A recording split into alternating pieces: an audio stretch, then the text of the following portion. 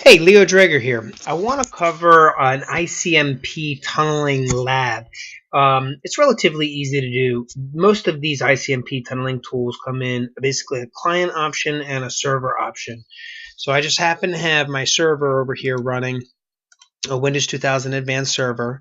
And I'm going to show you. Let's go ahead and do a directory to the C drive, and you can see I have both the client and the server here.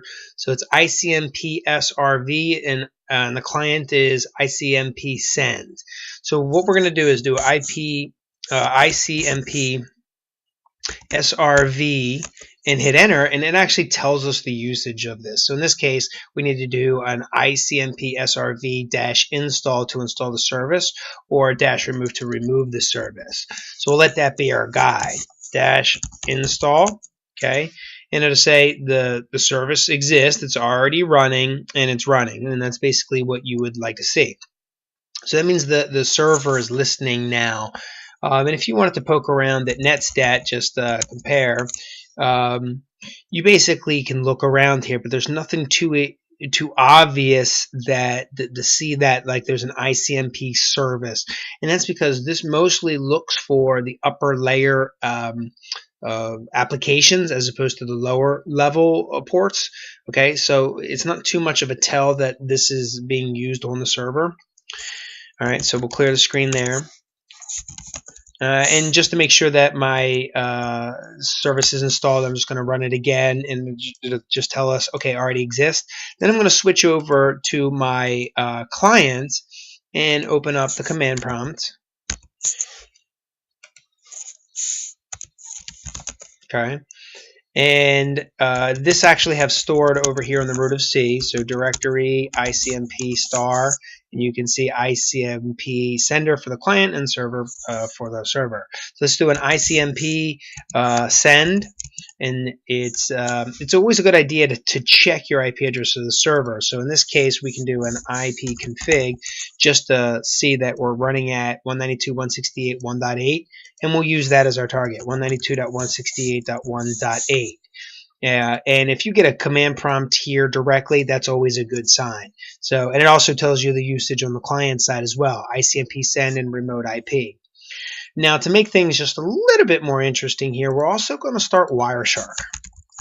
Okay, and I'm going to do this just to kind of capture some of the traffic that's going back and forth between the client and the server, so you actually can see this. I'm going to cover this later in the sniffing section, but it's always nice to kind of tie them together whenever I can. So I'm going to go to my interface, go ahead and click Start here. I'm going to check connectivity from my client as well. So let's do a ping 192.168.1.8, and you can see I'm getting a successful reply back. So I know I'm connected at this point. And we can just start running a command. So basically you can do a Q or to quit, or H for help. So if I just do an H, basically you can see some of the commands that you can do remotely. Like I can list a process, or kill a particular process ID, or run a specific command of my choosing. So I'll just do a directory here. And if you see this go, it'll basically say ICMP packet is 16, send the packet to 192.168.1 success, and then I got a timed out. Now, my research into this particular error suggests that there's a problem with the install running, and sometimes crazy things happen in the virtual machine. But nonetheless, we don't necessarily need to see the commands execute to prove that this works, because that's where we can bring in the sniffer. Okay, so if you expand the sniffer and go down to the ICMP, there's not much realistically in it that we realistically can see. So you have your types and your codes, and you're always interested in those. And again, we'll cover those in the sniffing section. A checksum, an identifier, a sequence number, and some data. Okay, so if I highlight this data section here, you can see the command that is actually being sent. Now again, it timed out for whatever reason, but nonetheless, I can actually pull the commands out of the data portion of the packet, and that's ultimately proving that even though I didn't get a response back from the server, that ultimately the traffic was tunneled within ICMP in the data portion of the packet. So nonetheless, it's just a matter of realistically researching why it's not connecting and go from there. Now, another thing I can do here while I'm in Wireshark is just filter for ICMP. As you notice, I get a lot of responses back between the client and the server, and I'm not necessarily interested in that at this point. These are ICMP types and codes.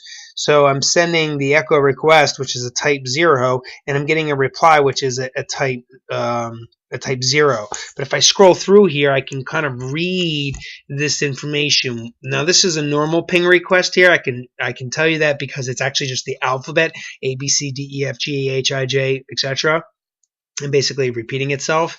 But in the other portions of the packets, you can see the directory command was actually sent across.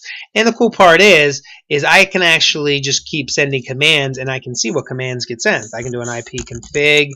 I can do a netstat. I can do a ps list. Okay. And I'm just showing you that it does get encapsulated. And if I scroll to the bottom of the list, there's my ipconfig, specifically right here, or the netstat right here. Okay, and so that's what you would look at if you actually wanted to find the information as it's going back and forth. Otherwise, while I scroll up, if you just look down here, all of this alphabet soup here, that's just normal ping responses, and that's what a normal packet would look like, where these tunneled packets in here, netstat, that actually proves that we are tunneling with ICMP. So I'll let you guys have some fun with that. Enjoy the lab. ICMP tunneling can be done. It's relatively easy. You just got to set up a listener on the server and then connect to the server from the client, and then just tell it what data to send back and forth. Relatively easy. As long as you have all the right ingredients, you'll be baking cookies in no time.